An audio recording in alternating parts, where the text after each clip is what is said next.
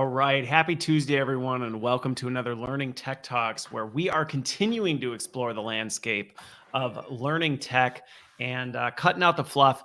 I am excited for today's conversation. I get excited for a lot of conversations, but I'm really looking forward to this because it's been a while since I've talked about immersive tech.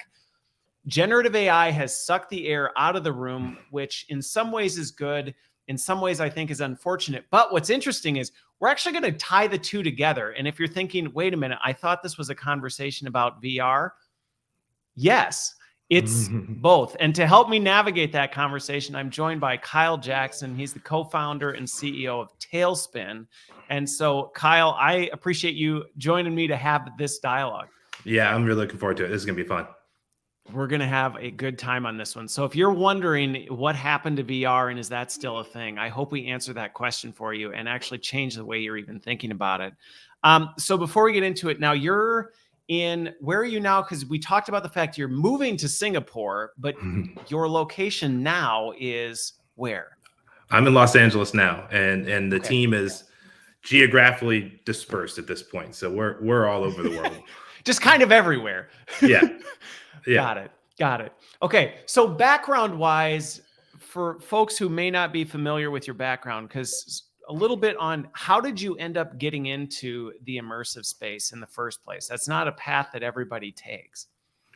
So prior to Talespin, I spent about 15 years in media and entertainment. And so, and the consistent theme was I was basically always at the kind of the bleeding edge where technology and new workflows, new content formats, and new ways of doing things were kind of like being figured out. I literally, that was like the start of my career back in 2000.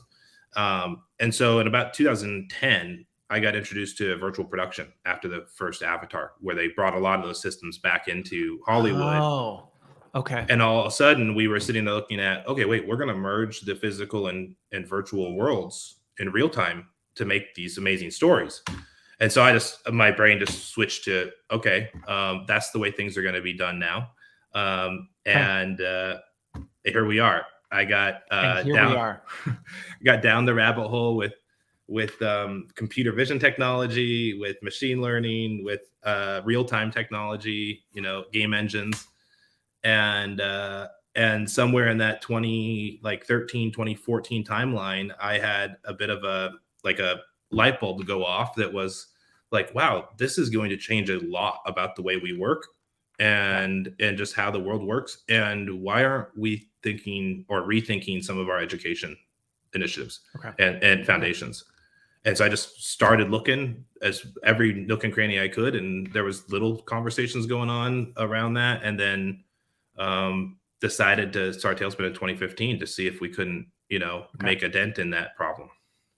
So two things that stood out about that I really appreciate is, so one, when you describe it, and I think this is one of the things that sometimes people miss when they think about VR, is you talked about the intermixing of the digital world with the analog world. And I think sometimes when people get in the conversations around VR, their head just jumps to this dystopian realm that's completely distinct and separate from reality. And it's actually not, at least when you're doing it right, it's not that complete disconnect from reality. In fact, like you said, it's very much an intermixing of that. And I think the journey between kind of seeing it in the media and seeing, there's some actual legitimate opportunity when it comes to developing and growing skills in people, I think it's interesting. You saw that back then, and then we're able to bring it to life.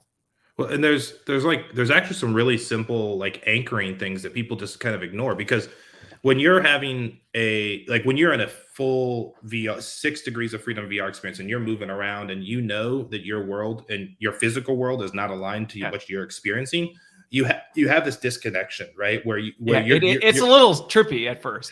Yeah. And honestly, that's part of that kind of well, wait a second. I don't know that this is good for me. But a lot of the simulations that we've focused on, it's about keeping the connection. It's just about teleporting you somewhere else. So a lot of what we've done, in terms of conversational simulation is you're still seated at your desk. You're just not seated at your desk.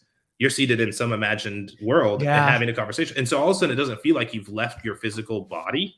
right? You still are where you are. And that really helps, especially in the early days of like enterprise rollout and stuff. I mean, there's like little things like that that actually make a big difference in people's comfort with it.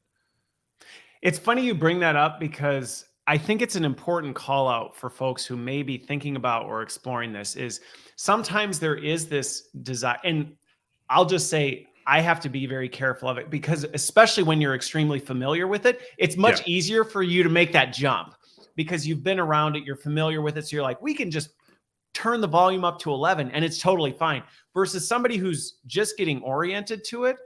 Like you said, there is this almost emotional and psychological discomfort with I'm here, but I'm not. And how disconnected it is very disruptive versus, and that's where I think as I've seen people kind of step into it, the closer to reality you can make it, the more realistic versus going like, hey, I think that's why sometimes the idea of throwing somebody on a roller coaster ride out of the gate, it's just terrible. Cause it's like, well, you wonder why people feel like they're getting motion sick and they're having all these reactions. You put them in a completely dysfunctional environment for their brain to be able to kind of comprehend. 100%. And when you think about how this is likely going to walk out from where we are today, right now, today we have these really, great standalone VR devices, but even things like the Quest Pro and Lenovo's new headset, like, they have a mixed reality mode. And so everybody talks about kind of someday we're just going to overlay digital content on our physical world. And that's going to be a very comfortable experience. Well, still a few years away, but there's a reason, right? Because that is going to be, it doesn't make that cognitive disconnect between your physical, like the rest of your, anatomy and everything else that you're experiencing and your visual. Well, and I think what's interesting about that is that even if for folks who that feels different or somewhat disconnected, I mean, in many ways, we're already doing that now. 100%. Yeah. It's just, I mean, that's what GPS tools or the things that you look up where you're putting objects in your home to see how it would look before you purchase it. All these things, we're doing it far more than I think we recognize, which is why when people say, well, I don't know that we're ever going to get there, I sometimes go, what do you mean? We are there. I just don't know that you're always picking up on it. Yeah. Well, and I also think we're often in like the worst version of there, like we're like it should be a better version of what we're already doing, including even things like we're doing right now with our cast, right? Like it would be amazing if it felt like you and I were sitting here and having our coffee together doing this morning, and we will be doing that, we will before too many years. Yeah, we're not that far off from it. Okay, so I want to dig deeper into this, but so Talespin, when you talk to people about it, or if somebody were to, let's say, bump into you at Unleash or something like that, how do you describe it to folks? Because yes, it's a VR company, but I know what you're doing and it goes beyond just, we do VR. That's like saying we do internet. It's too broad. Yeah, it's a great question, and I'm glad we're connecting today because we literally have there's so many things that have happened in the last 6 months that finally caught up to a lot of what we've been trying to get people to understand about why we went after this the way we did. And so now I would say we're basically kind of the essential learning platform to counterbalance AI, like simple, right? And the reason I say that is because we focus on human skills. We focus on active learning, which, we're not good at sitting back and like changing our behaviors. Like I'm not going to watch a video and change my behavior and my mindset the way I communicate. No. You have to fail. You have to practice. Even if we have all the cognitive reasons to do it. We've proven that the science is irrefutable at this point. So it was like, okay, we have this gigantic landscape of human skills, soft skills that we now need to universally upskill in. Because that's where our value is going to be, or more of our value. We'll continue to do a lot of other things in the age of AI, but more of our value will be realized in those areas. And, we don't have great tools to do that and great opportunities to do that. So, so that's our focus. We built, as a platform, we built tools to help people make these simulations really easily.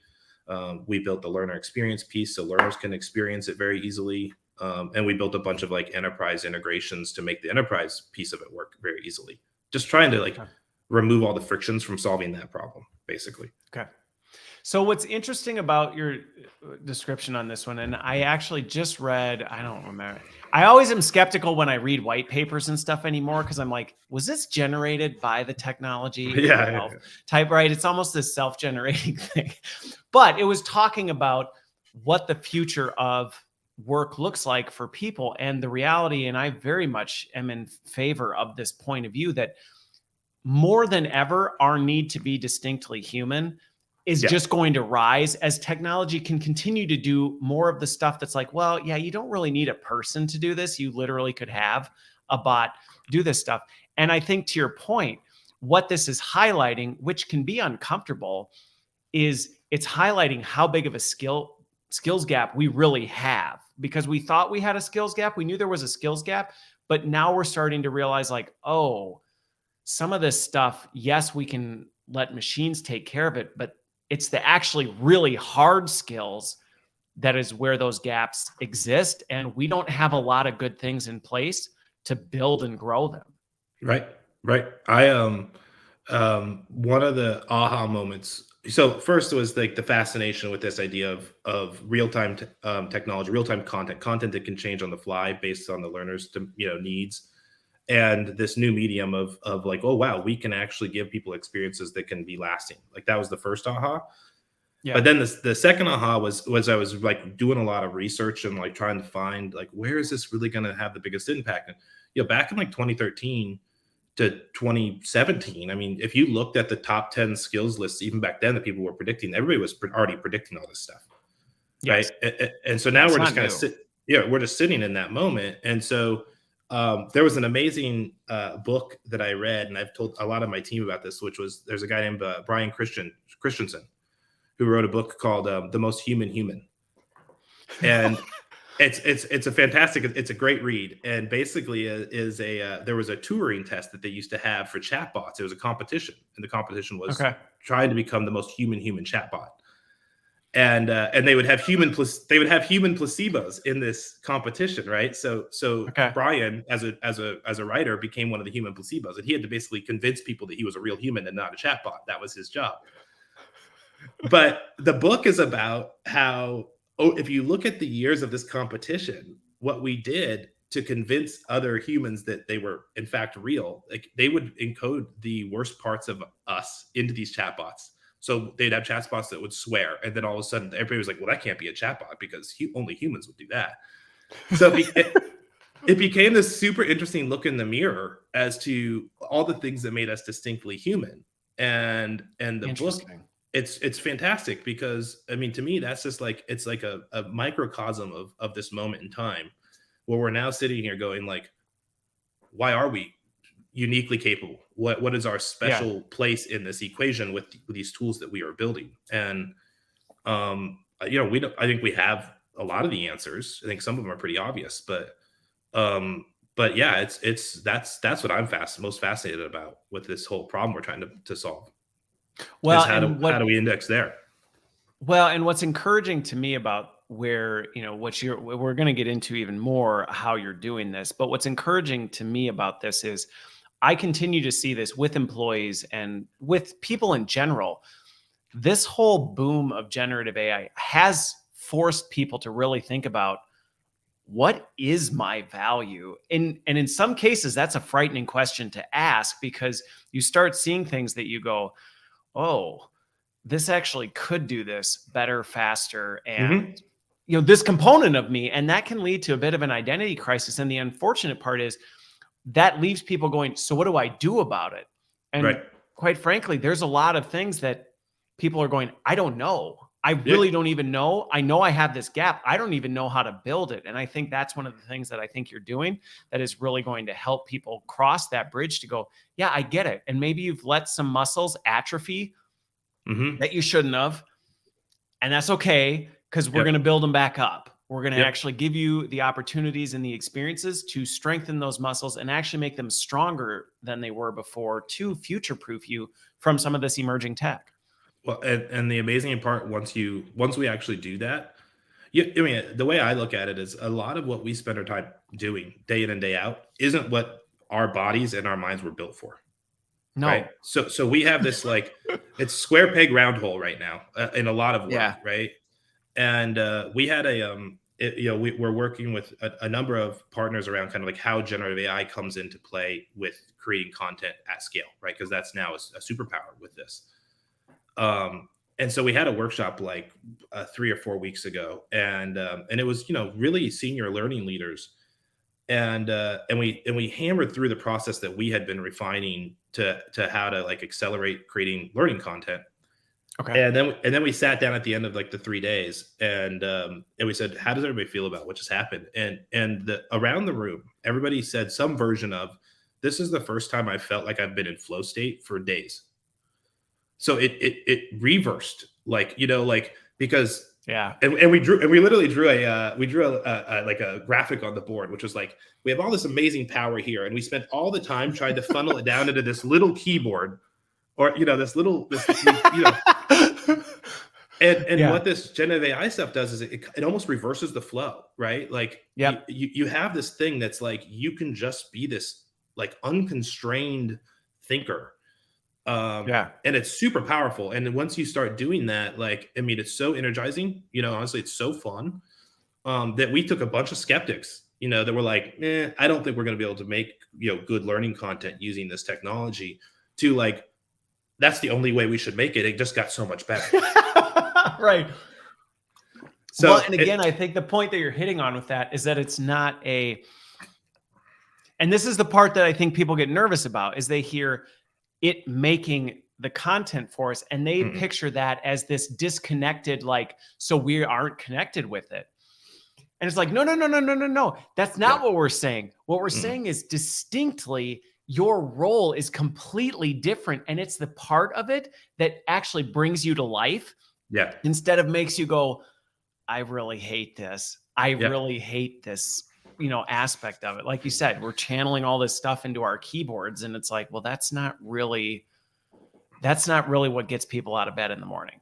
Yeah. So it's why we all dream about, having a cabin and building something in our garage, right? Like, it's like we're forcing all of our energy this way instead of the way we're wired. And so I don't know. Yeah. No, I think about the launch video from like Microsoft Copilot, and again, where that's going to go, we'll see how it comes to life. But I just saw, it creating the PowerPoint decks, and thinking to myself, no one that I've ever encountered in the history of my career has said, you know what I love doing? Yeah. Structuring and organizing and laying out slides. I just get up in the morning and I go, I love doing this on a day-to-day basis. And yet we've become so accustomed to that. I do think there is this fear of like, well, but if it's doing that for me, then what do I do? And it's like all the stuff that you really like doing, like figuring out what is the most important stuff to say, who's our audience, like thinking critically about this stuff. Yep. All the systems thinking, all the critical thinking, all the communication, collaboration, like those are the skills that have been on those lists since 2014, and now here, here we are, right? And it's super clear that is this. Those are the new kind of superpowers in all of this. If you know how to index better there, or you know how to upskill better there, then you're going to be in a great spot. Like, and honestly, you're going to be able to do more in a single lifetime than we've ever been able to do, which is also something that's almost hard for us to fathom, right? Because I mean, I get up and do like a mini hackathon with myself over tea, and I build stuff that I have no skills to do some of the things that I'm doing. And, it's a little mind bending. It is. It's frightening in some ways and amazing in others. And that's where I think these next few years, it's going to be interesting to see how things play out. So on this topic, though, I actually want to connect it back to the simulation space, because before we were going live, we were talking about the fact that these things are not disconnected and separate from themselves. So the idea of immersive simulation design and generative AI, these are not competing technologies. In fact, I think you've done a brilliant job of talking about the fact, like, no, these actually pair together to create a better experience. So talk a little bit about that, because I don't know that people always connect the dots between those two.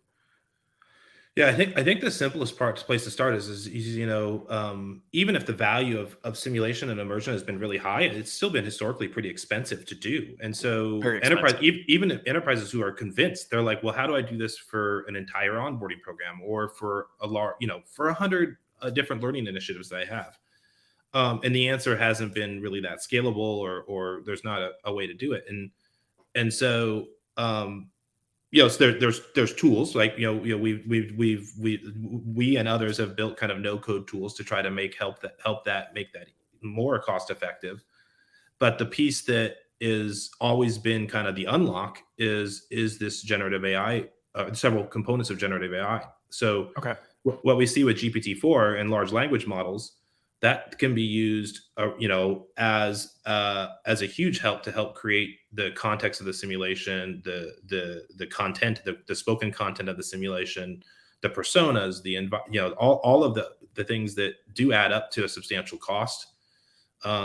We also now have generative voices, right? So like in terms of actually generating the which have come content. a long ways, by the way. Oh. I was on a panel the other day about this, and they're almost, They're in many close. ways, they can be indistinct. Well, they can actually be indistinguishable in Yes. that you can use real people to create AI models of that voice and expand it. And it's like, well, it is a human voice. It's just you're using AI to expand its capability. 100%. Yeah. And so that's another scaling factor of, okay, now that expensive cost goes away, and then, or becomes more scalable, because it's still a cost, but it goes more scalable. There's still a cost, but it's scalable because you're no longer doing this on a 1-for-1.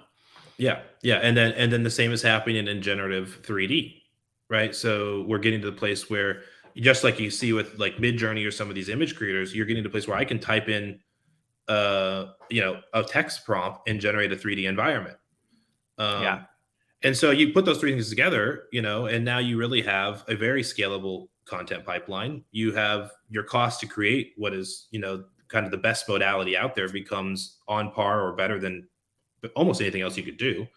No different than video, let's say, right? And now all of a sudden, it completely changes the calculus for where you should use this, because our goal has always been, you shouldn't be trading off effectiveness for cost. And so we have to get the cost thing out of the equation. Drilled in. Yeah. Right. And then once we've done that, then it's just about effectiveness, and how can we give people like the most focused and effective learning and engaging learning that we've ever seen. Right. Okay. And now I think with these different tools in place, you can do that at a really large scale. Okay. And so, well, I was just going to say with this, I think, kind of unpacking it is really helpful, because this stuff I think people have historically seen, hey, there's some connection, there's some opportunity with this stuff. I don't think anybody has ever disagreed that, isn't it great when people have a chance to apply and practice something? Nobody's ever like, no. That's that's a terrible use of people's time. But I think then the complexity has come into, so how do you do that? Yeah. Because that becomes challenging. It becomes non-scalable. It becomes expensive. It becomes time consuming, all of these things. And from the sounds of it, one of the things that you're really tapping into, the generative AI piece, is, and again, was VR a great way to do that in general, even without generative AI? I would say, compared to flying everybody in, trying to run simulations, building real, analog environments for people you just go, well, okay, that's only going to be accessible to a fraction of the population. You start stepping into VR, you start getting into accessibility, but even that was like, okay, well, we got to scale models, and we still have to have people in the loop. And I think generative AI is now not necessarily, and this goes back to, is it eliminating people's capability? No, it's just, you still were only tapping into a fraction of the percentage of people that you could actually reach. And now it sounds like with this, now it's becoming accessible to the masses instead of the few. Yeah. Well, and we see, we see customers now, for the first time, honestly, in 7 years, right? We've been at this for 7 years. This was, which is kind of hard to fathom sometimes. Yeah. But 7 years in, and this is the first time we're having conversations where companies are like, let's go enterprise wide. Let's look at 100 initiatives. Let's look at, it's like, okay, now it's just like anything else in their toolbox. And Okay. they also have this, this kind of like, like you said, no one denies the practice and apply, and they'd like to do that more No. places. So they're like, okay, well, we have an element of that everywhere. How do we get that accessible to people, at scale? And so I think this is the year where all the things that needed to come together actually came together, to be able to just put it in the toolbox. And then it goes back to like the foundation, like the principles, like the foundational elements of what do you need to do to get engaged people, the fastest path to success, right? Yeah. And if that's a coding experiment, then that's one thing. If it's a video, it's another thing. But I think this modality, and especially with a lot of the other things that are moving in terms of where skills are moving, it's going to play a big part in that equation. Yeah. So with this one, I'm curious because to me, this has always been what got me really excited about the possibilities of really XR technology across the board, whether we're talking AR or VR. But I think when I think of VR, I really think about the simulation piece of being Yeah. able to practice in a safe environment, do something and actually see how it goes and then reflect, get feedback and do it over and over and over, which again, just in general, what I just described is extremely hard to scale in any other Yeah. way. Yeah. Because even you have to do it more than once. Yeah. So even if you can get people together and go, hey, let's do it once, it's like, well, that's great. But if you can't repeat that over time, you're Yeah. not building the skills piece. We talked about the fact that this is not always an easy jump for people to make, even though universally people nod their heads and say, yes, we agree, practice and application is a good thing. What are you seeing? What have you seen organizations stumble with on this, though? Because saying, yes, we agree, and this is a good idea, and doing it well, there sometimes is a crevasse between those two that is Yeah. not everybody makes the jump. Yeah. I think, I mean, this is another area of kind of upskilling that needs to happen. So if you think of I mean, there was a reason that those learning organizations would then hire like oh gosh, Second City to come in and run improv, like role play theaters, Yeah, because creating the context and the conversational like relevance around that is a skill. it's And very much a skill. right. And so inside of enterprise learning and development teams and instructional design teams, that's not a skill that has usually been homegrown. At least that's not what we've seen so far. Right. In many cases, it hasn't been rewarded either. That's the other. No. Right. And so this concept of like world building and being able to create kind of the mental model for a simulation so you can actually design one is it's a it's we're having to pull people along there. I think there's people who naturally index that way. And then there's others that are much more talented in kind of the analytical side of looking at a sea of data or looking at a sea of learner outcomes and distilling that down into impact. And I don't necessarily, so far we don't necessarily always see those as the same person. Most often not. No. Right. And so that's an area where the generative AI stuff actually can help a lot, honestly, because you can start to use kind of like a little bit of codified process to go, okay, well, I'll give the instructional, or we'll give the instructional designers the parameters, the mental model. Yeah. And then it's just about asking the questions and playing with it. And then you actually get to a good outcome. So it's really interesting because these are all kind of like interconnected problems, right? Well, no, and it's for folks who haven't played around with the generative AI tools. I hear a lot of stuff on like, oh, it can write this and it can do this, and I'm like, yeah, it can, but I feel like you're missing the bigger capabilities of this. I mean, I play with it a lot, and in terms of your ability, like you said, to manipulate and transform something that normally you would spend a lot of time thinking like, okay, how would this actually all come together? Just again, tactically speaking, what kind of changes would I need to make to this environment? Or, how would I change the dynamics of this conversation? You very quickly can give it some cues and inputs to say, and I'm just thinking going back to these simulations. I mean, if we were to sketch one of these things out, if you were to say how to have a difficult conversation with your employee, about a performance issue, being able to change on the fly. Now let's imagine that employee is this, they're dealing with this, and this is the performance difference. Yeah. Instead of having to take loads of people and money to try and revamp an environment to do it, you literally could do it very quickly, but you're still playing a critical role in that. 100%.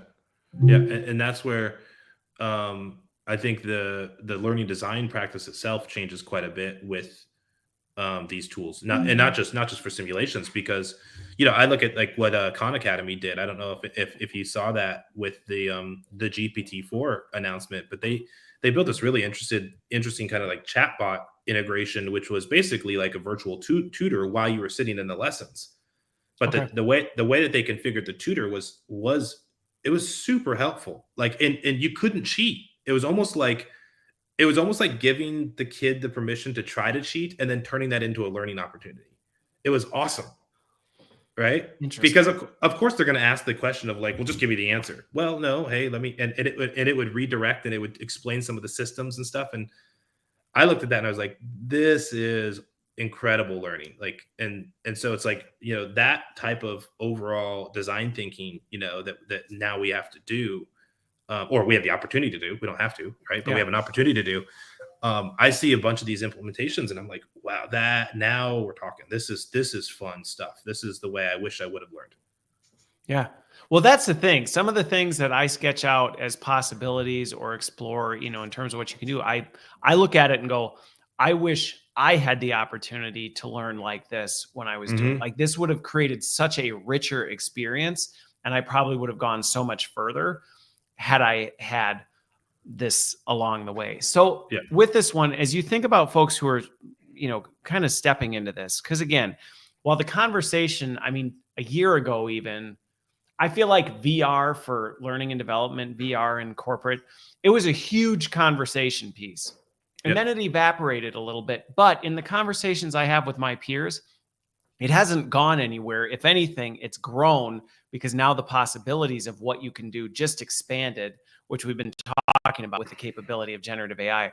But for folks who haven't been necessarily down this path, where do you see folks starting with things? Are there key areas that they're looking at in their skill taxonomies that they go, we really are lacking in this? You talked about people investing in kind of bigger enterprise approaches to things. How is that shifting? I think we have a pretty biased view because we're focused on one kind of specific area of skills. So when people reach out to us, it's usually for a specific area. But so I don't get to see as much of the inbounds for kind of the vocational training and some of the other things that are going on that are equally amazing. But that just doesn't come to our doorstep. But when people reach out to us, we often see pretty common use cases. It's de-escalation regardless of what the context is. So doctor patient, or in hospitality, or in retail, or even just in leadership. Like, it's that it's being able to take a difficult moment and turn it into a trust building moment, right? Okay. And so when somebody's completely new and just kind of wandering in, like, we've invested now with several partners, Pearson and Singularity Group, and a few others that are helping to build just kind of off the shelf content. So we're entering that space now, like, in any other modality, you would just pick something up that's pre-made and start with that. So that's what we see happening, I would say, more frequently. But that also means people very quickly move to that second stage, which is like, okay, I got conviction. This was cool. It really worked. How do we now? We need to amp this up.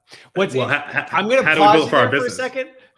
Well, what I'm going to pause you there on that I think is actually exciting about this that you just described is, historically in the L&D industry, one of the biggest, I don't know, areas of conversation that I think a lot of enterprises have is this conversation around off-the-shelf content Yeah. Yeah. that they struggle with.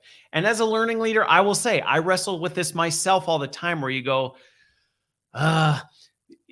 having nothing is frustrating, because Yeah. when people have a gap, it's hard to go, well, we don't really have anything to help you with that. Even with the plethora of stuff you can find yourself, people aren't always good at finding stuff, and they Yeah. don't always know where to go. And so it's challenging when you're like, well, we don't really have anything.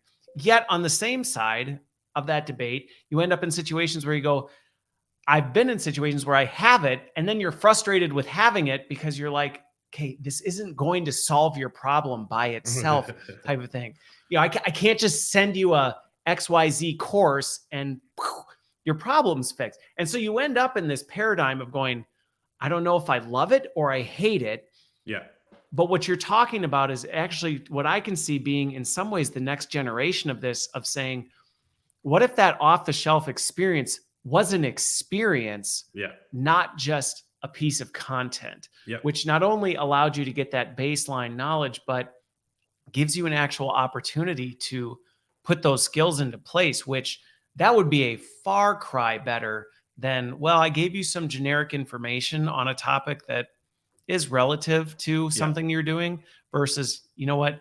Everybody has had to have a difficult conversation with someone. Everyone has had to de-escalate with somebody who is really upset, type of a thing, and giving you a chance to actually do something with it versus just telling you what you should do hypothetically is wildly different. Yeah, 100%. And same goes for, for sales, for leadership. I mean, there's just a million, use cases where that's true. And the way that I communicate this mostly to investors, honestly, and I think it'd be valuable to get the learning community, speaking the same way, is, we basically have had this plethora of passive learning that we can push to people. Yes. Right. Yeah. And we've never had a scalable active learning approach, which is why the concept of off the shelf doesn't ever pair with active learning, because the methods we've had to do that have been, role playing or seminars or, in-person events, things like that. And now we actually can merge those two concepts, and we can have the scalability of library, the scalability and ease of library, but we can have the engagement and the actual predictable change in outcomes of active learning. Yeah. Right. So we're in the bottom part of the pyramid. We're not in the top part of the pyramid anymore. So, if I send you a thing on de-escalation, and even if you watch it, which is already a win, which is already a big step in and of itself. Right. Yeah. If you watch it, I've already won. But the best case scenario is you're going to retain like 20% of that, right? 20-30% of that. So, I didn't really help myself. Which you may or may not even apply well. That's the thing. Yeah. Even that 20% that you may retain, yeah, when it hits the fan and you have to do something about it, whether you're actually going to take that and transfer your knowledge into action in a way that is productive and actually leads to a positive outcome, is a complete crapshoot. And then if it doesn't 100%. go well, chances are you're going to dump the whole thing, because you're going to go, well, that didn't work. Never mind. Yeah. You're going to blame it on your lack of ability to implement, but you didn't even realize, you didn't even make that connection probably. Okay. But yeah, I like what you said about scalable active learning. I really like the way you're framing that up, because I think that's something that any learning leader can think about and get excited about, is the fact that that is something that we want. You look at the engagement that we have with a lot of passive learning. It's a challenge, because while people have the best intentions, just like they have the best intentions of eating right and working out, when it comes to actually doing it, and when you think about the fact that, like, well, yeah, but if I engage in this passive learning, it's not necessarily improving my outcomes or helping me. Yeah. It's hard to get people to actually participate. Yeah. Yeah. We generally are seeing, 5x plus the engagement from a program that's rolled out in VR.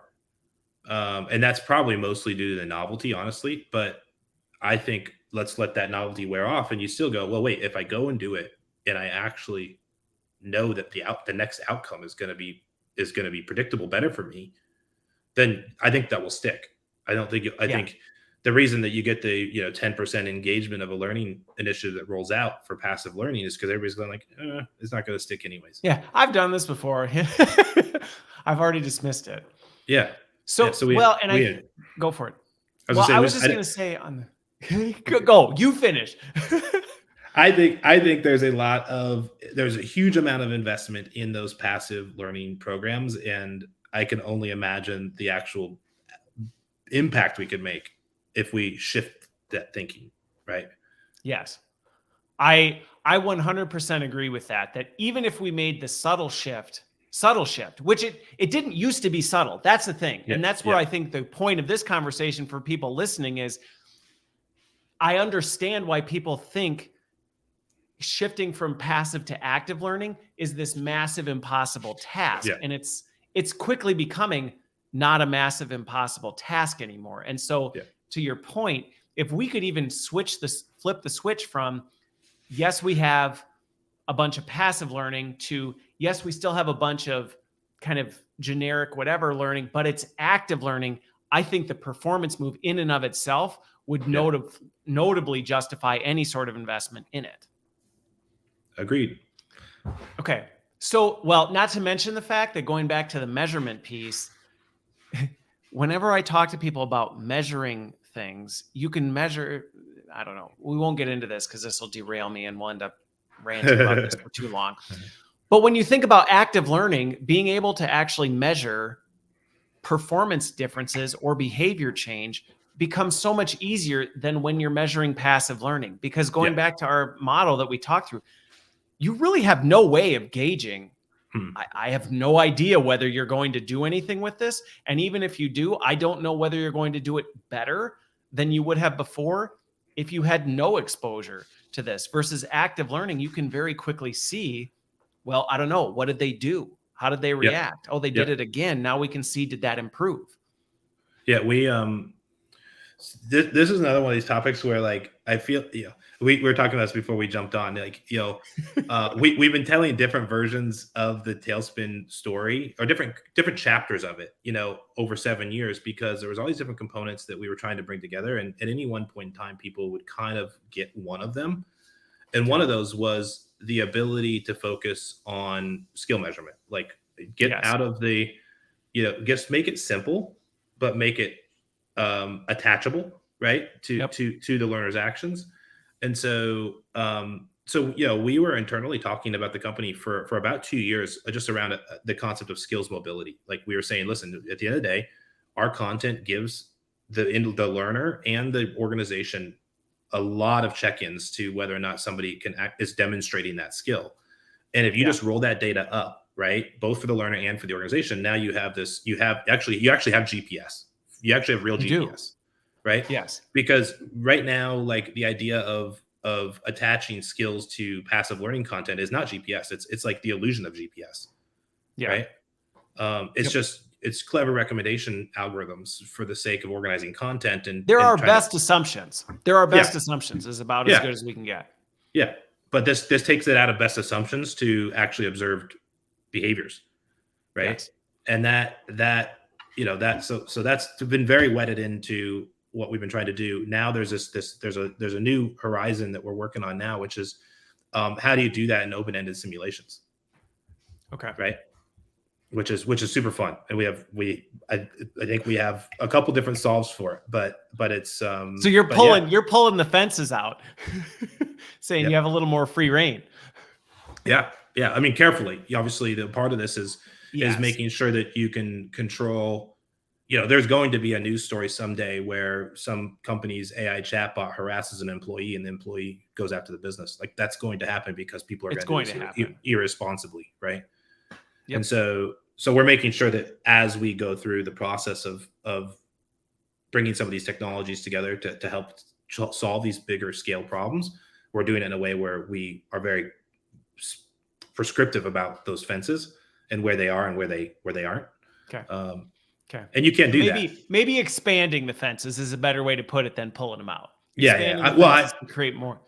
I'm seeing people just pull them out, and I'm like, ooh, that's not going to end well. No, I know. And I think that's some of the fear, not fear, but some of the concern I have. I did a video on YouTube last week about it, about where some of this stuff's going. We just need to be careful that we don't just go, hey, look at all the possibilities and not think carefully about, yeah, but there's risks. And that doesn't mean you don't pursue it, but you need to take those things into consideration so you don't accidentally pull a leash that, actually is keeping you alive. Yeah, yeah, yeah. And Okay. I think the underlying skill piece, is something that can track along that. Just going back to what you were saying, because I think, and there's some pretty novel breakthroughs that I think need to happen to actually have the fences pulled and be good at skill measurement in that Yep. broad kind of open field. But we're not there yet. And so right now we're looking at, more prescriptive moments of observation Yeah. that still track to that behavior change or to that learning outcome that you're trying to achieve. Well, and I think this is where we're going to see the things come together. I'm in conversations with a number of different companies who are doing some under the hood, behind the radar type stuff, or off the radar type stuff. And I do think we are going to get to this point where we're going to be able to combine these two things together. So again, when I think of what you're doing, right, this is where we're intentionally saying, we know you have a need and we're going to actually, give you a development opportunity in a safe environment where you can do this and you can practice, you can build these skills and get feedback and move along. Then you start pairing it. And I think this is where generative AI is going to make some big strides in this. Also then be able to analyze some of the data that's Mm-hmm. being created and happening just in standard work practices, so that you can start to benchmark and see where's it breaking down. Because there are going to be times, no doubt, and I see this all the time, where people know how to do it and they're capable of doing it, yet they're not. Yeah. And then that leads to the question of, so what's going on and how do we fix that? Because if they can and they know how and are able to, but they're not, well, then what's leading to that, so that we can actually start solving problems around that. It's the holy grail, right, of learning, which is being able to actually take the intentional actions of learning professionals and turn it into the outcomes and attach them of the Yes. business. And you know we were talking about before. It's like I came into learning from this other passion, right? And I was pretty shocked at how detached those investments and those outcomes are. And They're even with the extremely detached. yeah, and even with the best of intentions and in people's full buy-in, it's still hard. So I think you're right. I think there's a huge opportunity with generative AI to start to be able to query those systems and to be able to attach these things without this mammoth tech investment or a 2-year long integration project that gets us to Yep. to be able to connect the data sets. So yeah, that will be, again, that to me, that's the holy grail, because then businesses, it's like, there is no budget they won't spend on the outcomes that they can predict. That's just it. Because people will spend money if they know that what they're getting in return for that is going to benefit what their end game is. A hundred Nobody's going to percent. go, no, I'm not going to do it. That's where some of the hesitancy is it's a lot of a gambling of, Yep. am I convinced that this is actually going to work? Once we can start showing for sure, yeah, this will work, and we know because we can prove it, Yep. those questions go away. Yeah. It becomes So, the most foolproof investment in the business. yeah, right. In many regards, it does, because the unpredictability of your employees is, in many regards, sometimes one of the biggest, like, yeah, it can take you down. And I think that's one of the reasons why we continue investing in it, even when we don't know. But it's one Yep. of these, once you can start predicting this with a degree of accuracy, it's a game changer for organizations. And I A think hundred that's percent. where the ones who lean into this sooner than later, we're going to see them step ahead far faster and leapfrog even some of their, former giants who, well, there's no way we're going to beat that. And you're going to see these other companies just go boop, boop, and leap right over them because they get it. Yep. So last thing that we have with the time, because there's somewhere I want to go with this, but we're too late in the conversation for me to unpack this can of worms, is a lot of folks, when they think of VR, immediately jumped to the headset. And I just want to call this one out because I do see this being a real barrier. Even in a post I made yesterday, somebody commented on this, the fact like, well, the tech infrastructure is burdensome and it's unpredictable. And yes, if you're thinking about it in terms of headsets alone, I would 100% agree with you. The maturity in the hardware, the infrastructure required, the people's comfort with even having some of these devices on, there's a lot of barriers.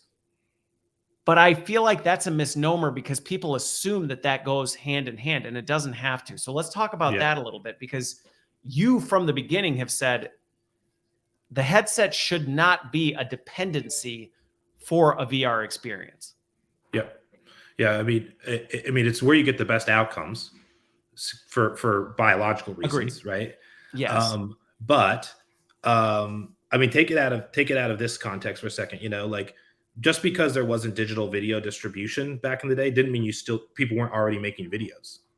You know, like, think about it as the underlying content and the investment in 3D content.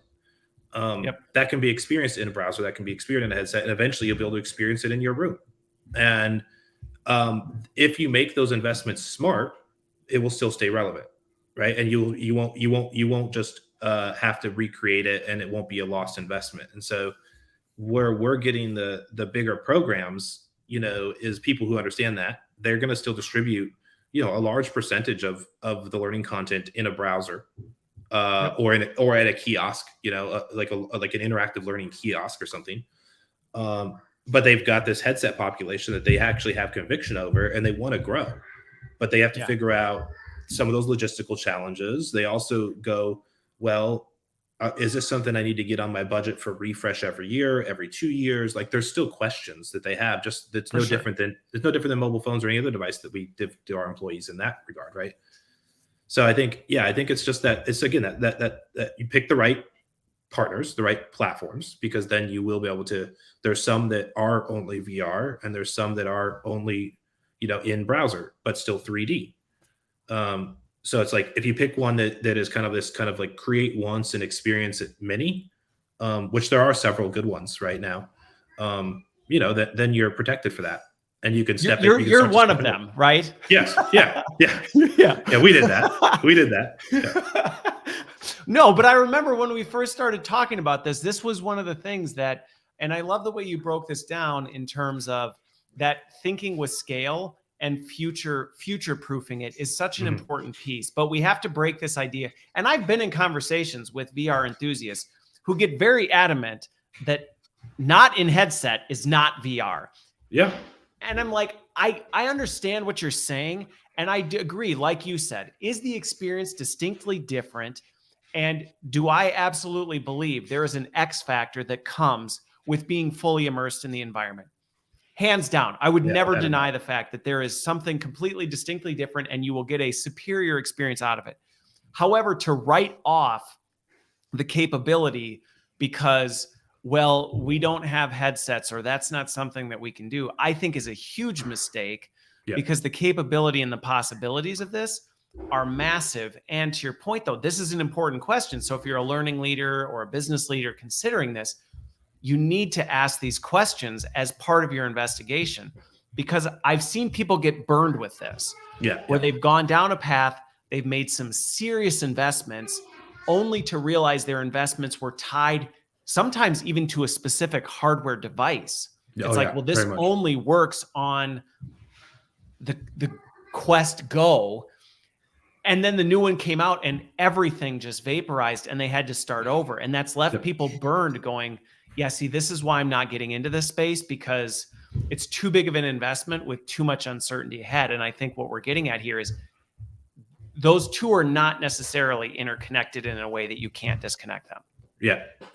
Well, and it's a maturity of where we are too, because I don't think people made bad decisions back in the day when they made some of those decisions, but there just wasn't, we weren't at a maturity place where platforms had the capability to publish multiple places. There wasn't the frameworks and SDKs in place to be able to build even a VR experience that would work across devices. So you would get locked, And so as a company building this space, it's just a landmine or just a field of landmines, you know, where you're trying to steer Yeah. around these different things as it's developing, while making sure your customers are making good investments that they can then depend on for years to come, because they're making sizable investments.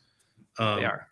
even today, like, you know, a single piece of content's a lot cheaper, but now people are making 100 pieces of content, so it's like it's still a sizable investment.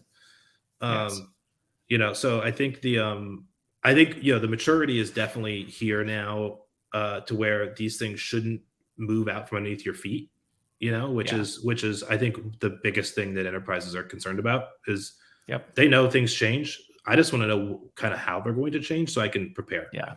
Yeah. Right. Well, and I think that's just where the call out for folks is, like you said, it's not about shaming or that bad decisions were made. It was the Yeah. reality of things. I mean, I remember back when we had the same conversation about mobile versus desktop, Yeah. and you would do something that was, oh, it doesn't work on this, and oh, we totally had to scrap it. And the unfortunate part is, though, when you have those experiences, sometimes you're less likely to take the Yeah. risk again because you're concerned about it. Or you may be operating off 5-year-old Intel that hasn't kept up with what the market dynamics are doing. And so just again, for folks who are listening, if you're avoiding this kind of active learning, if you're avoiding simulation, I would just encourage you, be careful that you're not doing it based on false assumptions, Yeah. because you really are, in my opinion, missing out on some incredible opportunity that is going to benefit, you know, your employees, but also you as a learning organization. I mean, like we said earlier, the ability to demonstrate real business value and quantify investments, if you're playing these cards right, the opportunity has never been better than it was before. And I think there's some really positive things for those who play it right. I'm waiting for the first like major breakout success story where people, you know, where there is a competitive advantage in the business that becomes such a driver for the success of that business, that then everybody goes, oh, well, why didn't we all do that? Because we know it's Yeah. coming. I mean, the people are making those investments, and you're going to see. I think we're going to see some breakout brands where they were very intentional about this moment in time, right? Yeah. Uh, and of course, it's going to take a cycle to play through, and they need to onboard a lot of people, and they need to see those business impacts. It's predictable at this point. Like I don't Yep. think that's not a far fetched prediction. It's just like we No. No, it's not a matter of if. It's not a matter of if, it's a matter of when. And I think Yeah. that's the biggest thing. And I think this is where, going back to the conversation of how do we invest our resources in the more human activities, there's some work for us to do to work with our business stakeholders on this stuff. Yeah. Because even going back to problem solving, the actual human problem, sometimes that gets masked with all this business process system technology stuff, and being able to go, right, but at the end of the day, what is actually going on with the people, that if we could get them doing B instead of A, we'd flip this whole pyramid on its head and change it. And that's a fun conversation, but it's one we need to be having more of so that we can prove that out. Yeah. Yeah. I could go. Awesome. I could tell some great stories. I there, know. but I I'm out of told you I time. was going to start something up. Like, oh Well, man, I have a told really you, good story. Well, this isn't the last one. We said we were going to do this again, so we'll have to figure out the time zones, because you'll be in Singapore. Maybe we'll catch you when you're back over stateside. Yeah. But this has been really fun, and I'm glad we were able to line this up. I know it's been a long time coming, but hopefully this has changed people who are thinking about this or thinking that it disappeared. Hopefully this has changed your thinking about it, because again, active learning at scale. I love that thought and that takeaway, Kyle. So thanks so much for being here. Yeah. Thanks again. It was a really good time. All right. Have a good one, everybody, and we will see you next week.